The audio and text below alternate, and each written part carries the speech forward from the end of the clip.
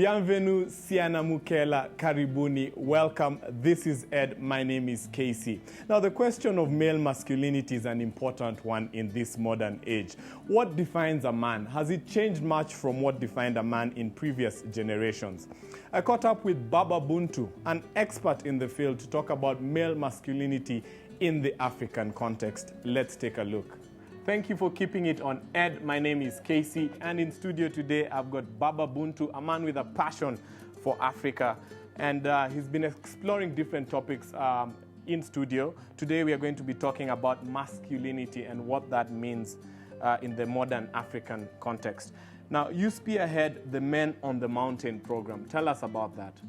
Well, about 4 years ago, we started a program called Shabaka, which is named after an ancient African Egyptian pharaoh, which addresses challenges and solutions specifically for African men.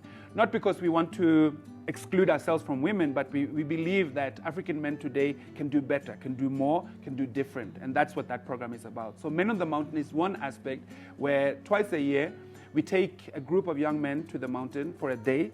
And it's not of course, it's not a full initiation, but it's based on and it has a relation to traditional initiation as well. But more in the sense of orientation in terms of awareness, understanding self, understanding marriage, understanding sexuality, and challenges that you will face as an African man.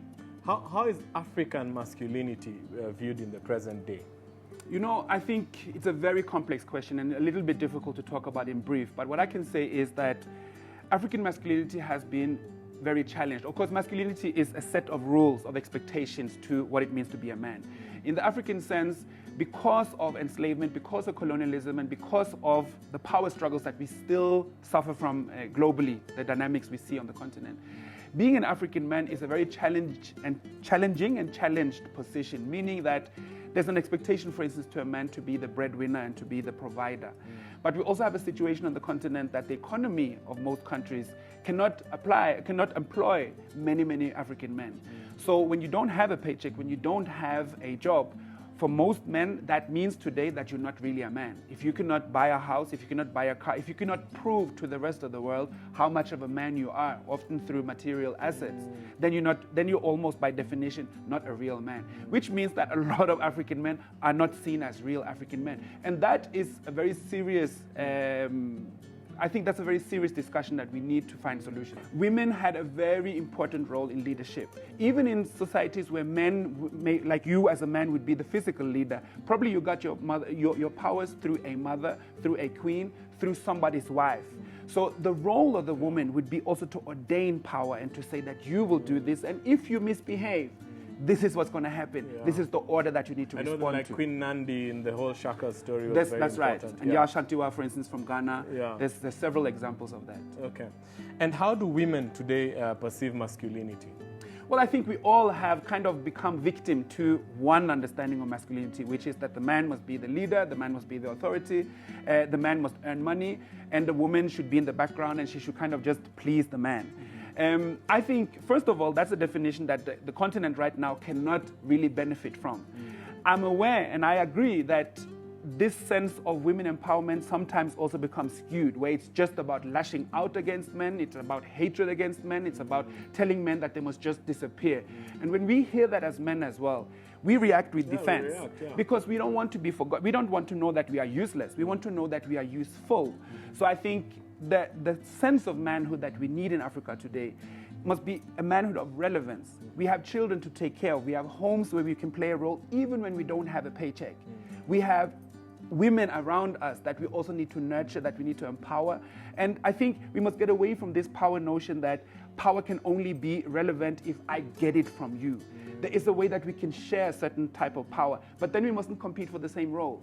If we are going to be in a union, me as a man and this as a woman, there needs to be a way that we share. She has certain things that she fulfills, I have certain things that I fulfill, and then we can shape each other's masculinity and femininity. Okay. Now, traditionally, biblically, I think it's quite universal with having the man as the head of the household. But we're seeing a notion now of of women-headed households. That's, I suppose, I don't know if you can call it, is it common in South Africa, in Africa? What's the cause? Explore the concept. It is becoming more common throughout Africa. I think we see it much more in Southern Africa, but we see it across the continent. And I think there's many different factors. One, getting married in Africa now has become very expensive. It's a show off. It's something that you really need a lot of money for bride wealth, for the celebration. You need to show this off. And for some reason, we have allowed the expectations to just the wedding to grow completely out of proportion. I think also as African people, we have not allowed ourselves to respect our culture enough to carry it with us into the new family structures that we are created. Because successful Africans today often live in smaller families. The issue of carrying a family now, which used to be carried by an extended family, is now up to 2 individuals, which is a lot to carry. And we could have, and we can still, bring back an understanding of how do we bring the extended family into this. Because when only 2 people are going to carry a life that is already very challenging, chances are that you're going to fight. Chances are that you're going to reach a point where you say, maybe we can actually not see eye to eye. Maybe we need to separate. Okay. And I think we can change that. Baba, very quickly, I have a 4-month-old son, my first child. How do I teach him to be a man?